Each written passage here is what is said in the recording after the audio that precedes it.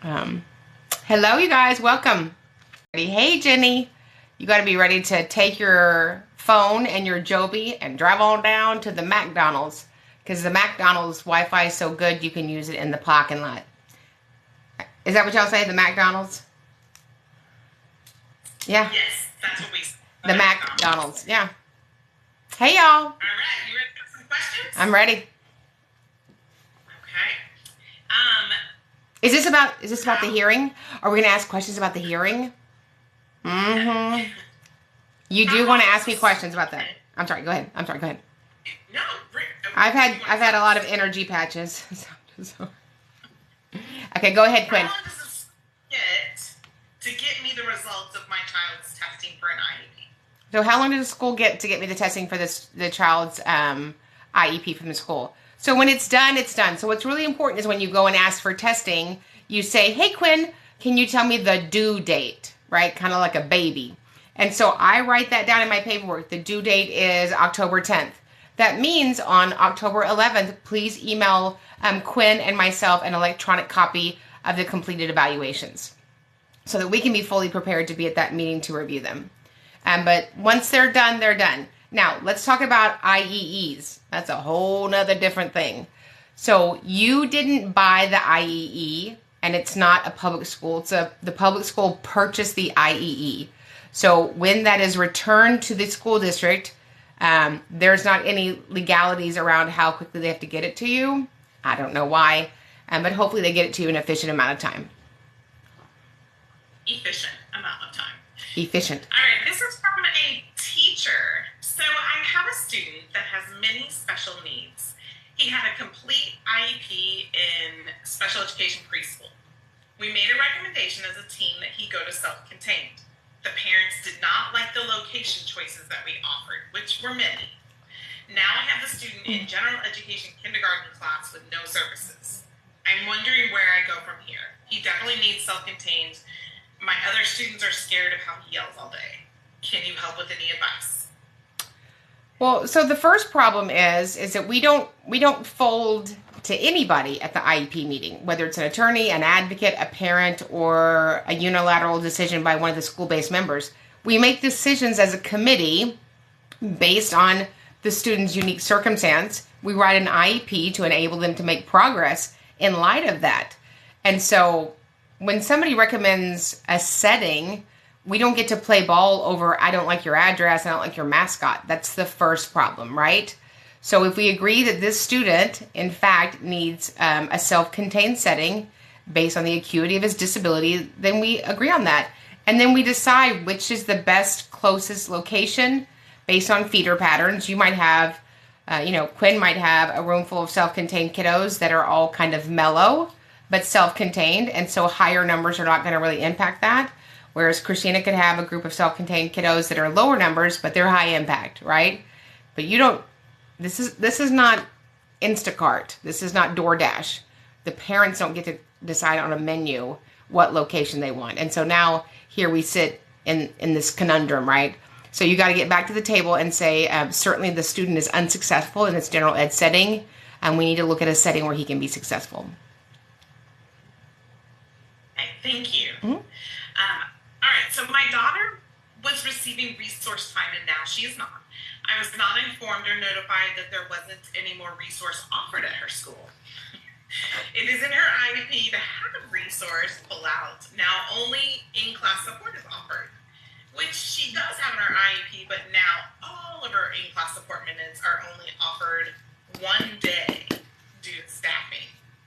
So she only gets in-class support one day, even though it's not written for her to receive minutes this way in her IEP. They didn't notify me about this change as well. Advice? So advice, it's called the federal law, 300.115, supplementary aids and services, resource class. So you offer it, otherwise you can pay for her to go to private school. So you have to know your rights, which is why it's vehemently important that you guys join the academy. You can't not afford to know your procedural rights, your substantive rights, your legal protections, and you can't not afford to know the federal law. You're just listening to people that are, unilaterally making decisions that have nothing to do with the law. So whether or not you have resource or not, if we deem that's what the student needs to benefit from a special education, then we provide that. Where you provide that, it's not my business, and it shouldn't be talked about in front of the advocate or the parent, but you have to provide it. That's what the student needs. Amen. Okay, when kiddos return to school after the summer break, is there a grace period for when services start up again? No Why grace. not? It's like hair color. There's no grace period. So when school starts, school starts. So we implement the IEP about 180 days a year in school districts. So there's not a grace period for November, not a grace period for May. He's in school, provide his IEP, period. Or tell them, I'm going to call Karen. Is that what you want? Yes. Because I've heard she will eat your lunch. I heard that. I heard that too. Mm-hmm. What do I do when a teacher says she wants her students that are on an IEP to be independent? So she won't give them guided notes because she doesn't want him to have a crutch. So crutches are given out by doctor's office. It's so gross that people use that kind of language. Am I using a crutch because I'm wearing glasses? Am I using a crutch to speak to all of you because we're doing it over social media? Our job in special ed is one thing, to teach a child strategies to self-manage their disability. Some of those strategies include accommodation. So I would say shame on the teacher for ever saying that to a student. Yeah, I would agree with you. Okay, this one's fun. Hello, my son just started school and he has an IEP. His math teacher has an accent, and it's very difficult for him to understand him. And we've requested that his class be changed. His IEP coordinator said that she's not able to do that because it's the only in-class support resource class offered that semester. And because it's in his IEP, he needs to be in that class with that teacher. Is there anything else we can do to advocate for him? Sure. I mean, I would call a review IEP meeting. A review IEP meeting allows you to address any part of the IEP. And I would say, based on my student's inability to understand her English, he's not going to benefit from his IEP. So that's a real thing. And so the person delivering his IEP has to be providing that in a language that he understands and can follow those directions. Perfect. Okay, here's another from Tiny Boy Mom. My son has an IEP but is having a hard time. He's disruptive, off task. No positive reinforcement is in place like the IEP says should be. What is the best way to approach this? Sure. So we're going to call a review IEP meeting, and we're going to go through the document. We're going to go through my son's individualized education program, and we're going to walk through the accommodations and say, when we get to an accommodation, tell me what that looks like. Tell me what that looks like. Tell me what that looks like. And they'll either be able to describe it, or we'll make adjustments in the accommodation, or provide them a different way to provide that accommodation. Okay, so my son is in middle school, and I'm having a hard time getting in-class support for him for his elective classes. Can you explain why schools do not want to provide in-class support for electives? So, the elective thing is multifaceted. First of all, you're probably never going to have an IEP goal for ROTC. You're probably never going to have an IEP goal for art, right? So if a student needs behavioral support, getting to work in that class, that's very doable. So you certainly can have in-class support in an elective class. Also, it's very important for people to know we get very, very, very attached to our kids being in gifted classes or advanced classes or those sorts of things. Any of those classes that are above grade level, there is no legal requirement for in-class support, nor would I advocate for your child to have in-class because he can do the work, but emotionally he can't tolerate it, right? And so I get it that a lot of your kids are super, super book smart, but you've got to look at the totality of the impact on the student. Okay, thank you so much for answering that.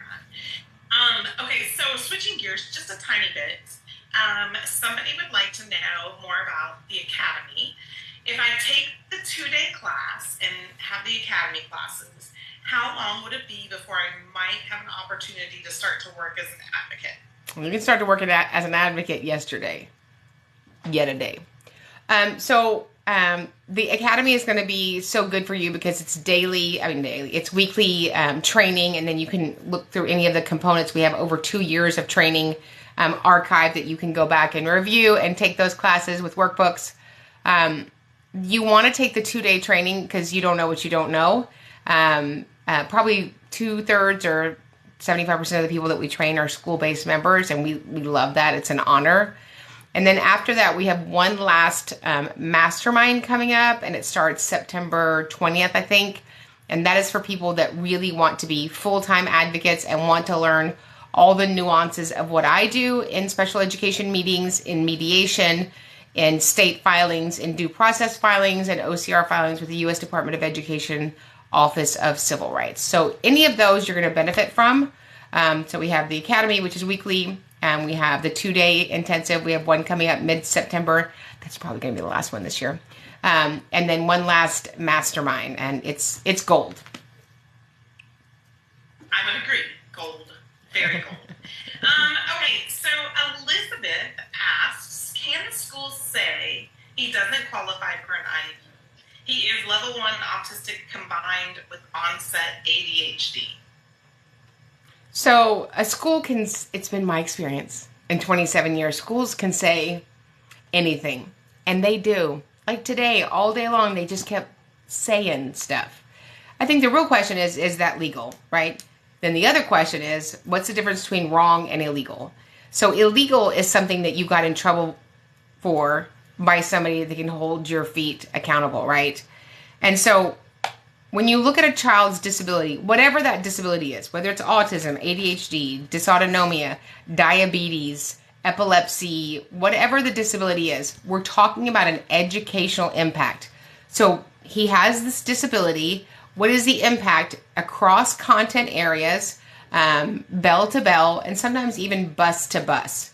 So, there are kiddos that have identified disabilities that do not have an educational need. It doesn't mean they don't have the disability, but they're able to self-manage it enough that they are successful solely with the support of a general ed teacher. And I got to jump in and answer this one question, little Caitlin. Any tips for dealing with Louisiana schools? You know what? I just want to say let the good times roll. So I love Louisiana. My perfect grandchild lives there. But when you're working with parishes in Louisiana, it's something unique. They don't have present levels. They don't even have the gender or name of the child. And they don't take deliberations. So your IEP is always going to be 16 pages long. So, but I've got a lot of kids that I serve in Louisiana. But it's an uphill battle. Okay, can a child be provided ESY during summer school? So ESY only occurs during the summer. So summer school is for credit recovery. It's summer school, right? ESY is extended school year services for students who have an IEP that have one of 2 criteria. Number 1, documented regression with a profound amount of time to recoup those skills, or concern for loss of critical skills over the summer. So yes, that's the time of the year that it would occur, but it's not summer school. Okay. Josh in Texas is asking, school started 3 weeks ago, but my special needs child has not, I'm guessing, attended because the ISD has not hired enough staff. So I would call a meeting and say we need to look at out-of-district placement at the expense of the district, as you're not able to provide him an educational product.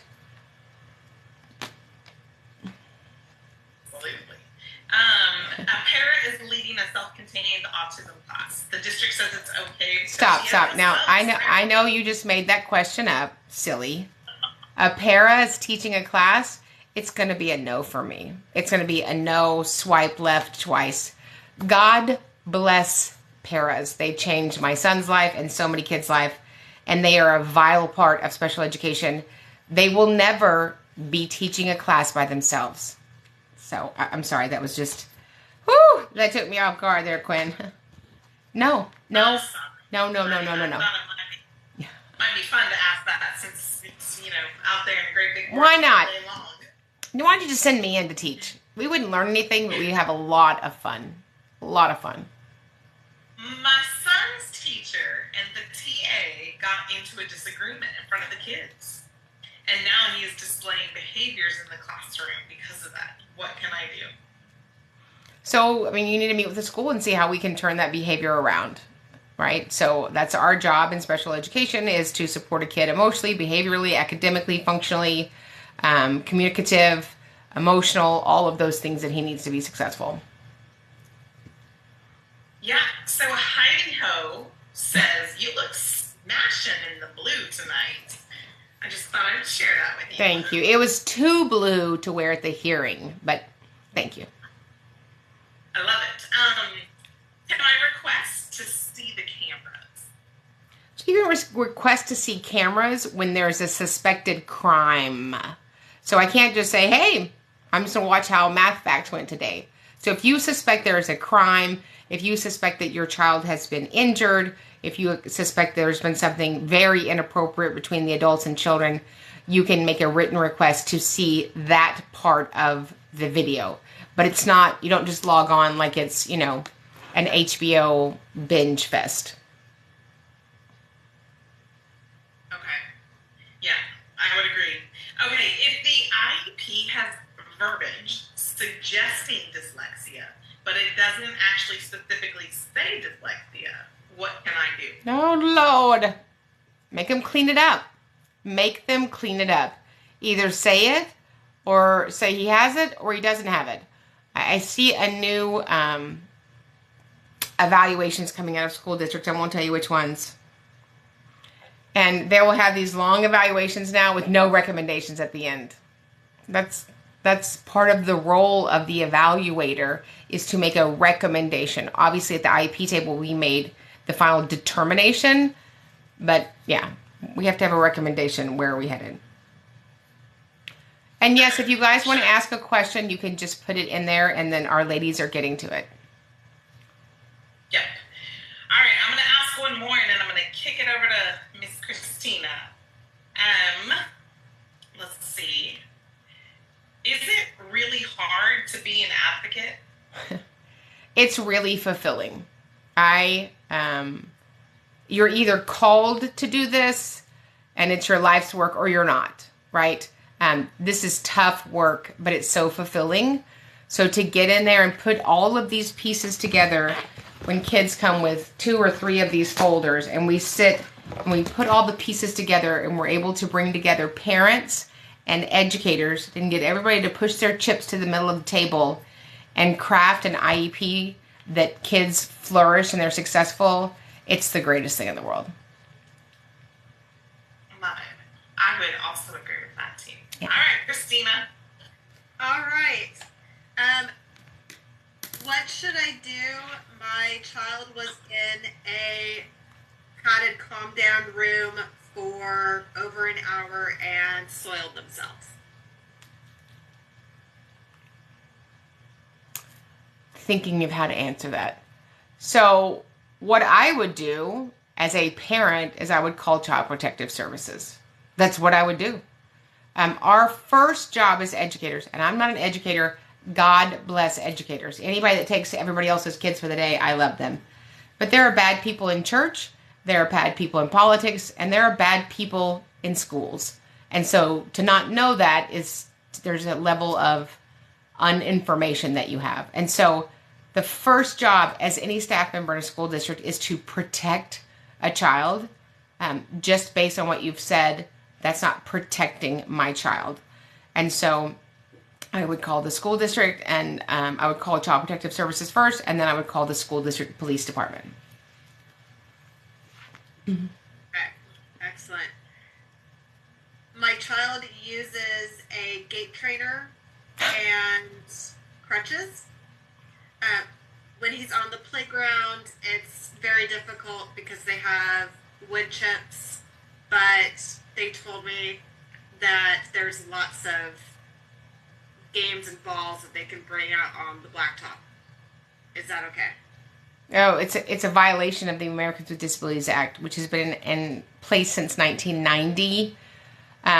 If the surface of your playground doesn't look like the entrance to the courthouse, doesn't look like the entrance to the airport, doesn't look like the entrance to Target, then that is not an acceptable surface level.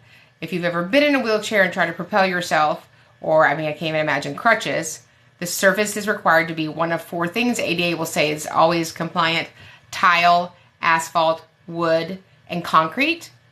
Certainly there are other surfaces depending on what kind of product the school uses, but it's to provide an ease for that person to ambulate or propel themselves in their wheelchair. And so you can find those at the Americans with Disabilities Act.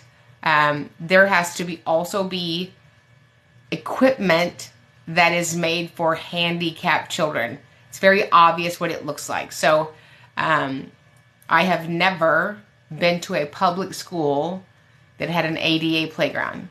And if you watch my TikToks, I stop at a lot of school districts. And it doesn't matter if you go to the most expensive school district. I think in the United States is here in Houston, River Oaks. The average price of a house is $4.88 million. And I went there, and there was a basketball area with kind of a covered top, and probably the concrete was that far off the ground. And they had 2 pieces of plywood and had stapled AstroTurf on the top of it. The truth is, we don't make our playgrounds accessible to children with disabilities because we don't care.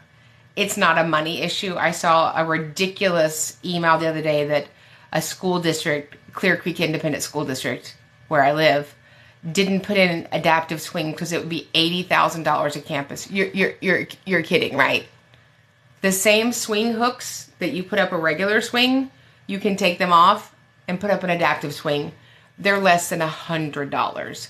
So if we cared about kids that had walkers, gait trainers, crutches, and wheelchairs, we would program and use our funds correctly when we built the playgrounds.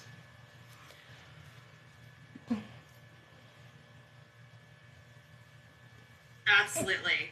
All right. Lady Glitter Sparkle 83. Love that. I like it. School says my child doesn't qualify for an IEP, but they can't go to school without a TSS worker because of behavior issues. I would say you have conflicting data. Let's get to the table and write him an IEP with a robust behavior intervention plan. You have any recommendations for a child on self-contained who can do grade level work, but just can't sit in the gen ed classroom? So, I would need a little bit more. Why is he in self-contained if he can do grade level work? Is he in an adaptive behavior unit?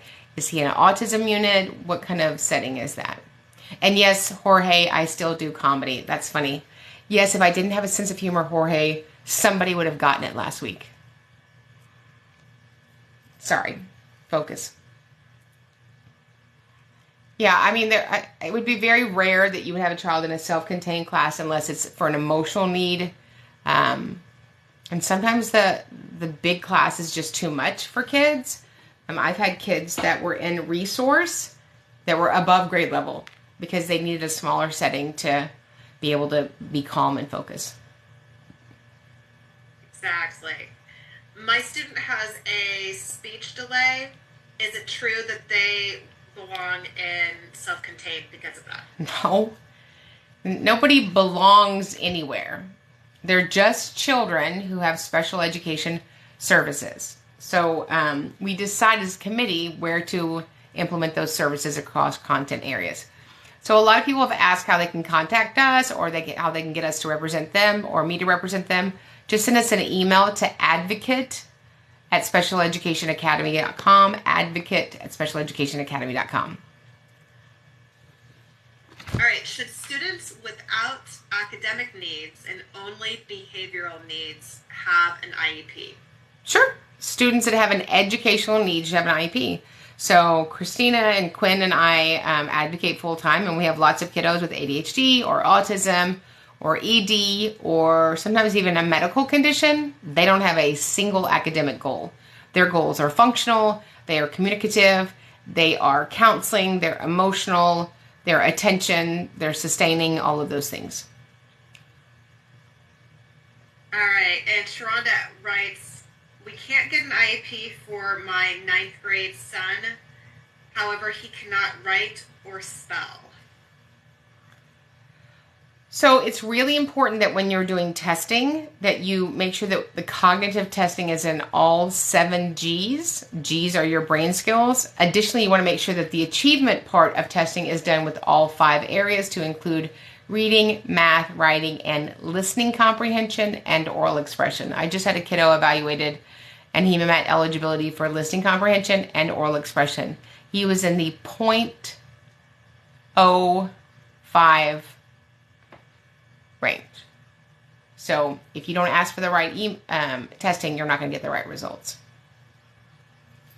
Exactly. All right. Gary says, I love you. You're my education hero from a middle school principal in Nashville. Thank you.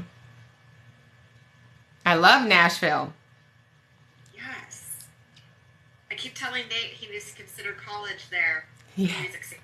Yes. All right. So there's nothing wrong with Vanderbilt, right? I asked for an IEP reevaluation, but the school says they are not obligated to do so. Is that true? Of course, you're obligated to test a student. So once your child is in special education, the school cannot deny you testing. So if it's been over a year since you've had that test, the school has to provide it. Or if the test has never been done for the student, you have to provide it. You cannot deny parents testing once the child is in special education. It's just the law. Definitely. All right. So how many days of data collection is appropriate before calling an IEP meeting as a teacher?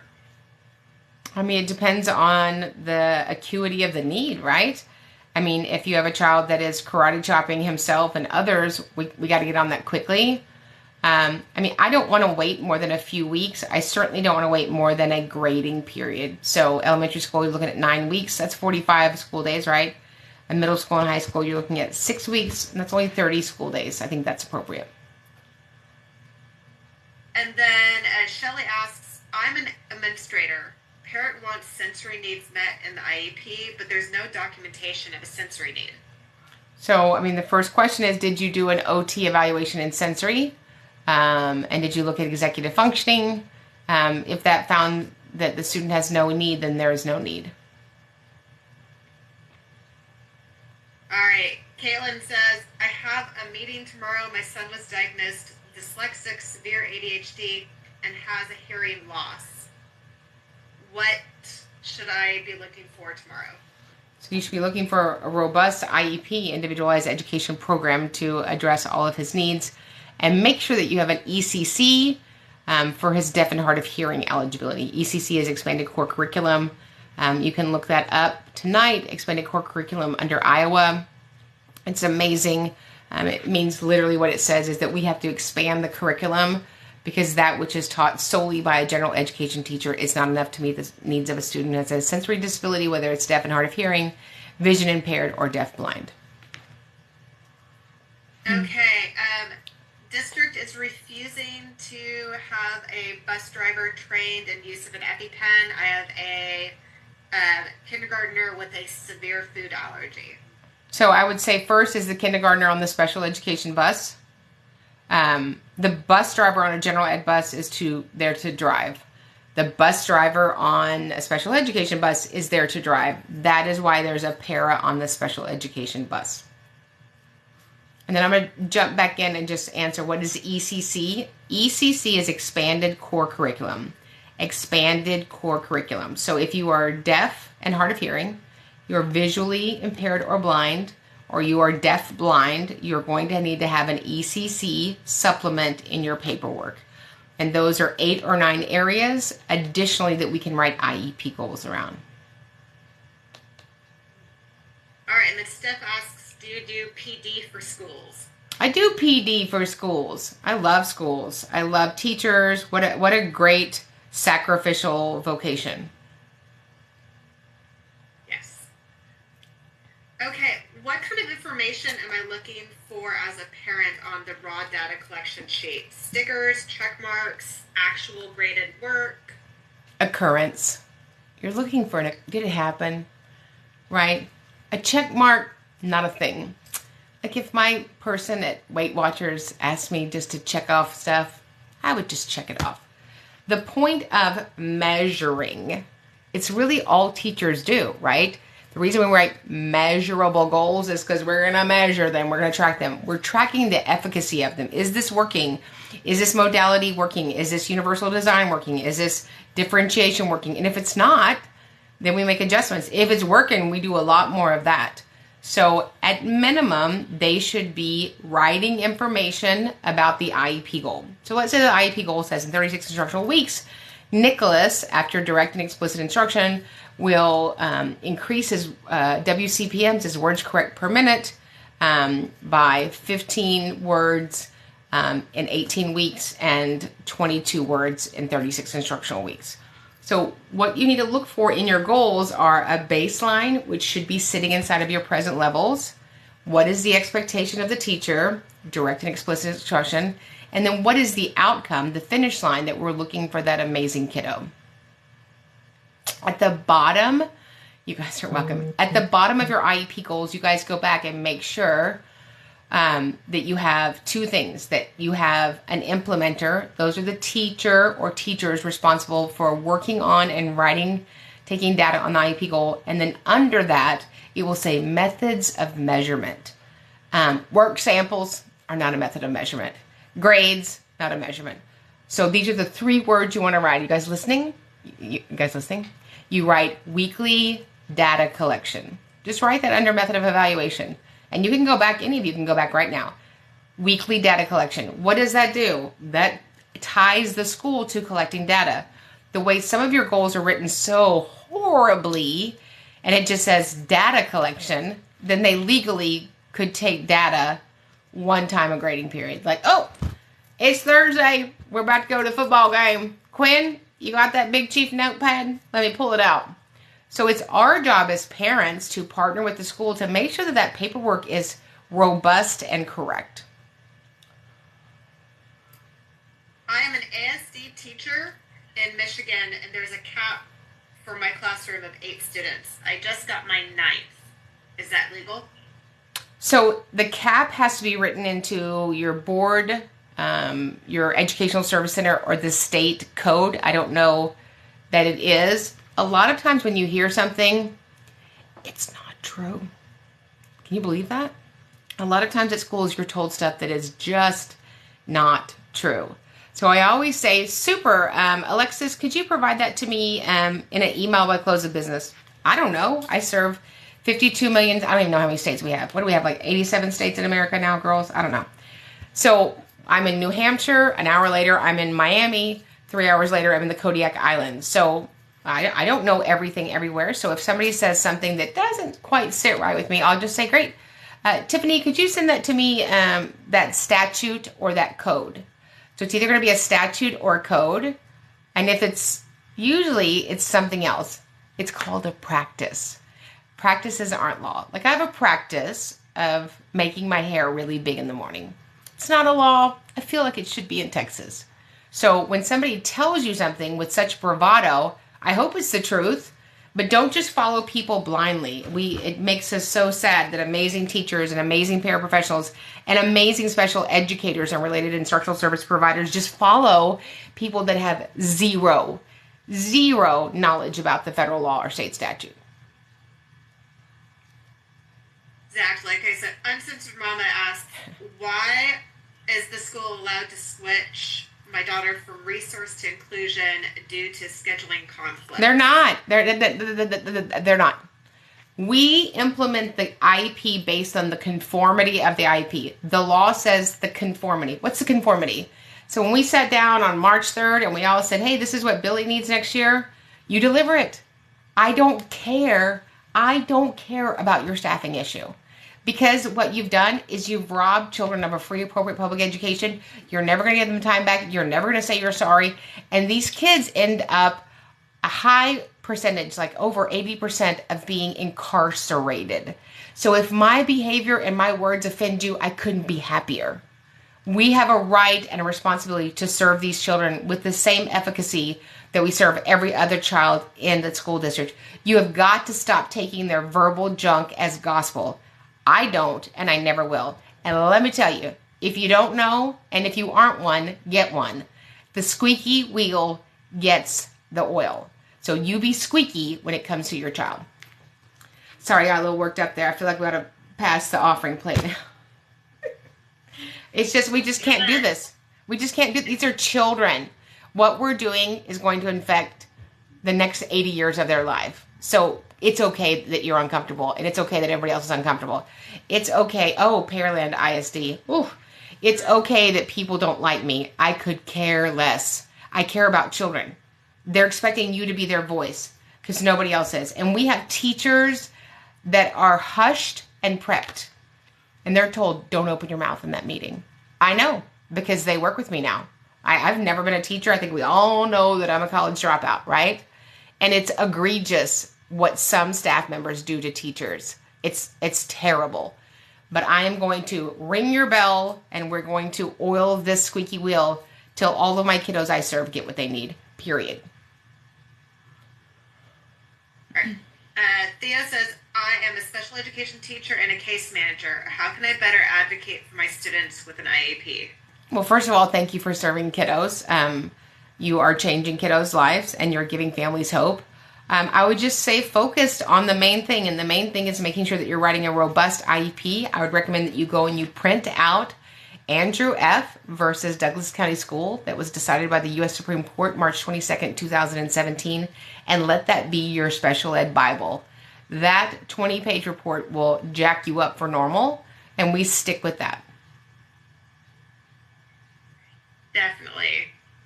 All right. What if a child qualifies as ID and SI, and the parent only wants to accept the SI? So this is not a buffet, right? I mean, when I go get a salad from the salad bar, I get cheese and croutons and ranch. But I'm grown, right? If the student met eligibility, then we put those eligibilities in there, right? If you want to deny the school from providing the special education and related services, the parents can deny that. But letting parents pick, it's not, I don't let parents pick, I don't let schools pick, I don't let people pick. Two things you got to know if you know me. What does the law say, and what does the data show? And that's it. And we stay in that lane. We're not going to make mistakes with kids. So I think I'm just going to do this one. So the case is Andrew F. with two E's. ENDREW, F as in Frank, Andrew F. versus Douglas County Schools. The U.S. Supreme Court decision was March 22nd, 2017. If you go to OSEP, Office of Special Education Programs, they actually have a Q&A list because it was a landmark case. It's the biggest landmark case there's ever been in special education. And they have a 9-page document on what it means. That's the language you should be using at special ed meetings. Absolutely. So what is happening in 21 minutes? This is a trick question. I'm going to be applying more lipstick and probably some more hairspray. After that, we have the Special Education Academy, which we have every Tuesday night at 8 p.m. Central. And we are in a series called Every Page of the IEP. And if you watch the hearing, and some of you saw the hearing, you win cases by the documentation inside of an IEP. And so I want you guys to know what every page of the IEP is so that if you get a document, whether you're a school-based member or you're a teacher or you're a parent or you're a grandparent, you know what is missing and what should be there. Excellent. All right, you'll enjoy this one. Okay. My student is hard of hearing, completely deaf in one ear, and the school wants to give them preferential treatment at the front of the class as an accommodation, and for them not to use an FM system because that would be too tedious. So, no. The answer is no. So, students that have sensory disabilities, I would say, are the most marginalized as it comes to special education. I think it's over 80% of children that are blind are never going to be employed as adults. I think those numbers are pretty commensurate with a student who's deaf and hard of hearing. So if you meet eligibility for deaf and hard of hearing, we have a myriad of things that are available to you, whether it's an FM system, whether it's an interpreter. And our job is to make a child not any more different than they already are. So I would just let them know that's not going to work for me. We're going to give him a robust IEP, and we're going to give him the ECC, that expanded core curriculum, so that he can maximize his educational product. Perfect. All right. Look at all those emojis, the IEP investigator. She's like, I think she has a doctorate in emojis. I'm excited that she's here. It's a fact. She done said it was a fact. Okay. Ooh. Fact. I think that's If you want P. me to read your question, just throw some emojis on it. Yeah, look at Heidi Ho. Heidi Ho lost her mind with the emojis. Look, Heidi Ho knows exactly how to get my attention. Yes. Heidi Ho is ready. Yes. Are you ready for some rapid fire questions? Do it. Always. Do it. All right. How long do you allow them to collect data to add on needs for an IEP before requesting another meeting? A grading period. Perfect. Karen, they love your cheese. Thanks. I just ordered them. I just pop them in every night, and then they're just sitting by my toothbrush in the morning. Laura, there's not a cue, babe. Just ask your question. Yeah. Sun's new school says 0 inclusion time. They need help. What do they do? They said 0 inclusion time for the whole school? Yep. It's going to be a no. I mean, inclusion is one of the bases of special education. That's a low area of entry, and it's to keep a child in general ed. So I would ask them, let's have a meeting so that you can pay for out-of-district placement at the expense of the district, as you are not able to provide my child their IEP. Perfect.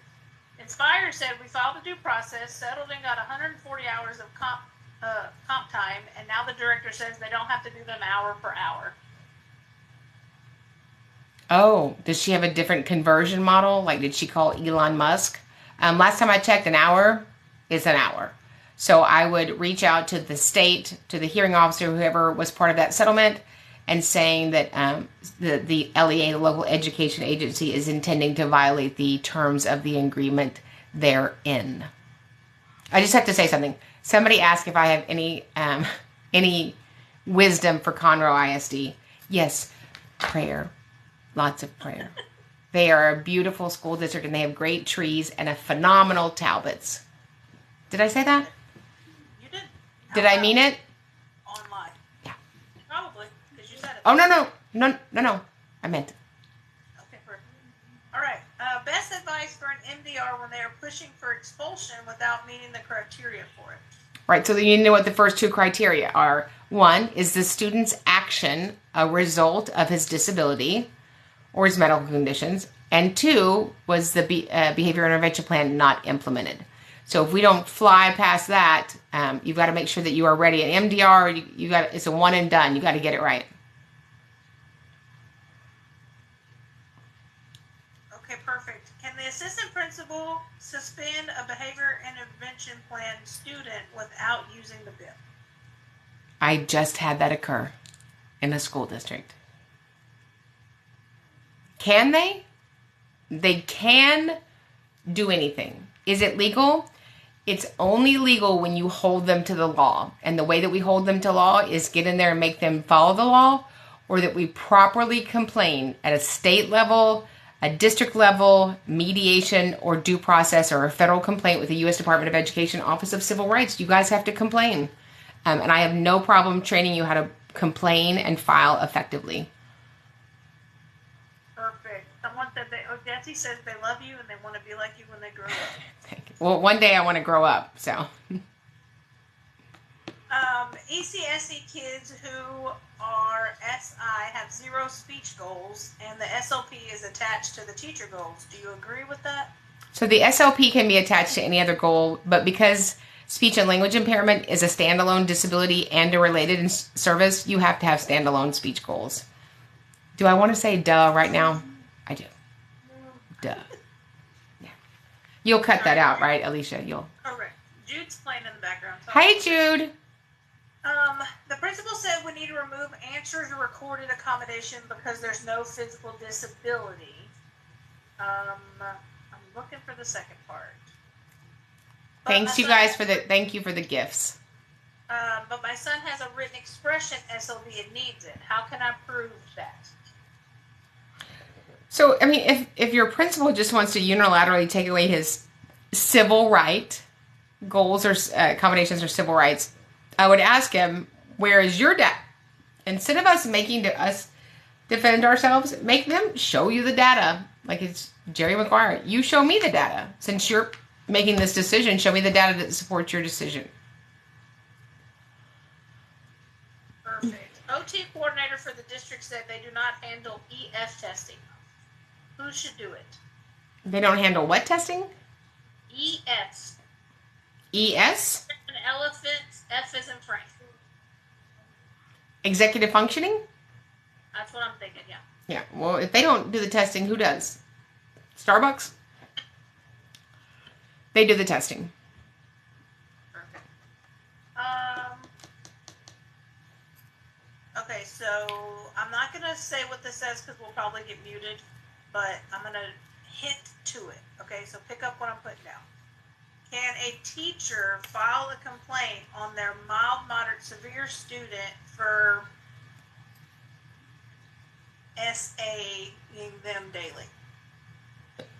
The teacher can file a complaint, just like anybody else can file a complaint. We all have the right to file a complaint. Of course we do. My school wants to amend an IEP from last year before the school year has even started. Do I have to let them? Well, we amend an IEP because we have new data. So I don't know if they were at a camp out with your kid over the summer, but no. That's what I'm thinking. What should you do if the teacher has now been given both the AFS class and the autism class in Texas? We're doing that a lot, aren't we? We're just shoving all the self-contained kids together. It's gross, it's unfortunate, it's egregious, it's harmful for the children, and it burns out teachers. I don't have an answer for that. Okay, perfect. And then a follow-up to the bill. Is it illegal to suspend students with an IEP? It's not illegal to suspend anybody. You have to follow the protocols. You have to follow the requirements. If a child has an IEP, if a child has a 504, they're entitled to a manifestation determination resolution meeting. Okay, perfect. If a district won't pay for a teacher to serve a kid in home, is the SLC2 teacher and para legal to send? So the criteria for homebound teacher is in your district's handbook. And so homebound teachers are usually very specific teachers of choice. They're amazing. They teach all sorts of content areas. So, you would have to apply for that position. So if you apply for the position and were hired to be homebound, I certainly don't see that would be a problem. That's a good question from Pamela. My child is in a 5-point harness and cannot get in or out of a car. Can I request help for this in an IEP? He's in a 5-point harness and can't get in and out of a car? Yes. Do you mean like when he gets to school, you need help getting him out of the car? Probably. I mean, that obviously is the parent's responsibility to retrieve the child from their vehicle, whether it's a seatbelt, a lap belt, a booster chair, any kind of, restraint like that.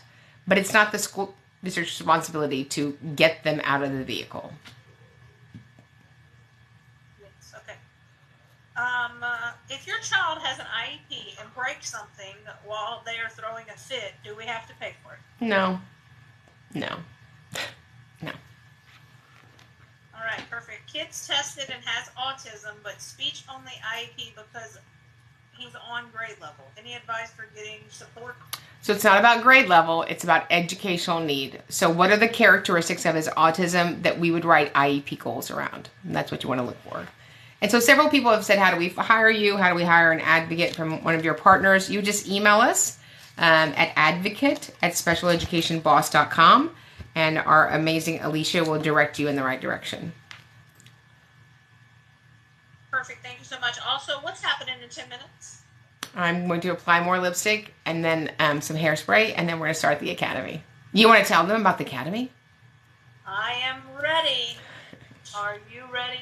I'm ready. Ladies, are y'all ready? You gotta do a lot of Ready. training.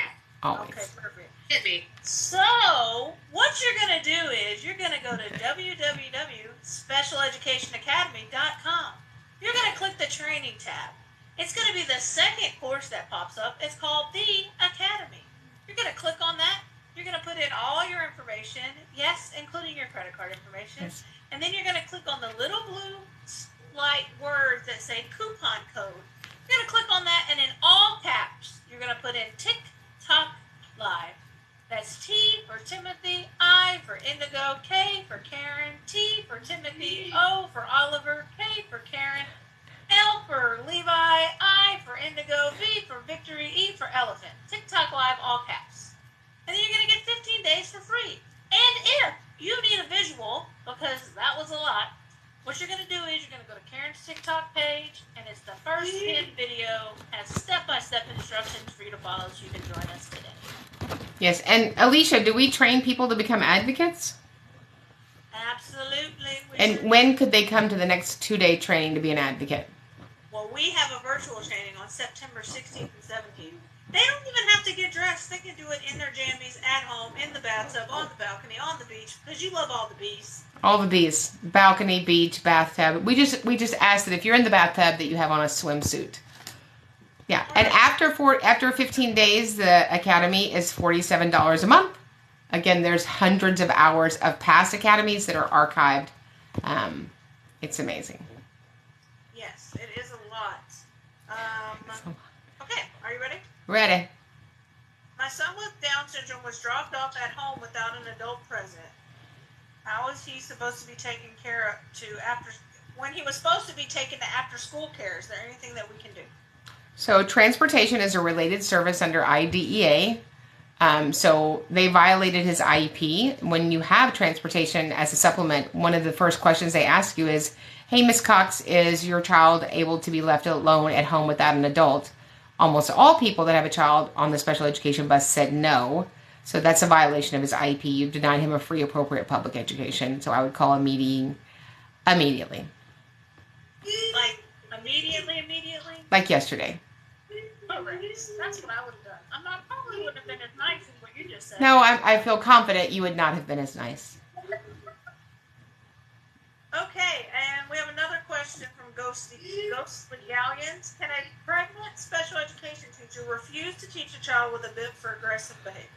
Oh, that's a complicated question, right? I am not a teacher. I certainly, understand what it's like when you're pregnant and feel more protected. Maybe that job is not appropriate for you while you are carrying your child.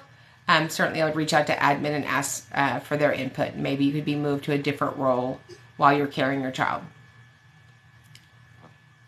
Yes, perfect. That's what my suggestion would have been as well. You're so smart, Karen. Have I ever told you that? Not very often. Well, there you go. Now you can check it off your box for today. Okay, this one's a good question.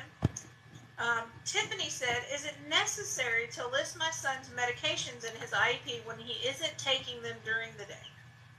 Yes. I mean, if I'm advocating for you, let's be honest. Let's be honest. If a child takes medication and something happens to that child, they're not able to speak for themselves, and the ambulance shows up, I want to know whatever's in his little body before you administer more medicine. So I'm all about being transparent. You're not going to be, if there's a school manipulating you for, taking medicine, then you probably shouldn't be in that district. But yeah, I want to be transparent so that the school knows what his needs are and why he might behave different if we're doing a med change, if he needs more hydration, which then means he needs more bathroom time. So yes, I'm all about being transparent. Okay, I'm loving this question from Brittany. Also, I love your response, sorry, but I'm also loving this question from Brittany. It says, what are some of the things that we can learn in the academy? Would with IEPs for us parents? Yeah, I mean, you cannot know enough about the special education process legally. And also one of the things you'll figure out in the academy is that your school-based members who you love, who I love, who are my clients, are not trained either. They're just not. We have teachers here that have been teachers for 15 years, 30 years, and they're not trained at all in special education. At all. Yeah, and what are some of the topics we've already covered, like the parental procedures? Yeah, so we just finished a 16-week series, Parental Rights and Procedures and Safeguards. What you don't know will harm your child. We teach on how to file correctly. We teach on how to build the entire IEP document, its components. We teach on, do you legally have to take accelerated learning? We teach on the obligations of, do you have to agree to virtual school? Of course not, because that's never been codified. It's not legal. We teach you to stand up and speak up when you get to parts of the meeting that you're not sure about, and make sure the decisions you make are based on requirements and standards. Perfection. All right, I think we have enough. Well, you're pretty fast, so between me and you, we could probably answer 3 more. What you think? Yeah. Okay, perfect. Let's go. School wants to wait till November to test kindergarten student coming in with an SLP IEP. Can we request sooner? So, okay, let me ask you this. Would you wait if your child needed medicine? No. So, what are you waiting for? It doesn't serve your child. So, no. We want testing now. Either provide the testing or provide me a denial of testing and a prior written notice. Perfect. Here is a question that you're going to love. It is from a person. She is a long-term sub in a special education classroom. Legally, can she do the IEP? So, paras are part of specially designed instruction when they're overseen and supervised by a special educator. What we've done is we've thrown paras out there as teachers and special education teachers, and that is absolutely and will always be illegal. Perfect. She's a long-term sub. Thank you for being a long-term sub. I know, right? Do long-term subs get Christmas gifts? I feel like they should have like their own section. Like advocates. Like, can we start an advocate Christmas list? Like, there's advocate appreciation What are week. you going to ask for? Salt and pepper shakers? Yes. I'm going to ask for salt and pepper shakers. Yeah. All the time. All the It time. doesn't matter what kind. Oh, you know what? I'm going to tell you this just because it was cute. But the other day I was at the Container Store, and they had this little bitty, itty bitty, mini salt and pepper shaker, and I almost bought it for you because it was so cute. Almost was the key word there. Yeah. Okay. Catherine, can you choose a specific day for the payment for the academy to come out? It depends on when you sign up. It'll just automatically recur on the day that you sign up. So don't sign up. Or it will occur after your 15-day free trial. Yes. See how I knew that? You did do that. I'm so proud of you. Yeah. Hey, as a long-term she's given lots of gifts. Good. Okay. Just got my son a 1-to-1 after asking for 3 years. He is now thriving, and everyone seems shocked. Yeah. And you know what? Asking for 3 years, however long it takes, don't stand down, don't walk away, and don't give up. Your kids are counting on you. That's right. Okay, last one. You ready? Stalk the talk. Oh, I like that. Stalk the talk. I know, right? When moving to a new school, middle to high school, in the same district, is the IEP still relevant? If you move to New Hampshire from San Diego, the IEP is the IEP. So unless we had a legal meeting to change its components, we are obligated to deliver it based on the conformity of the IEP. So, okay. That's it for the night. So love you guys. We'll see you in the academy. Remember, we get it right with the child. We get it right for everybody.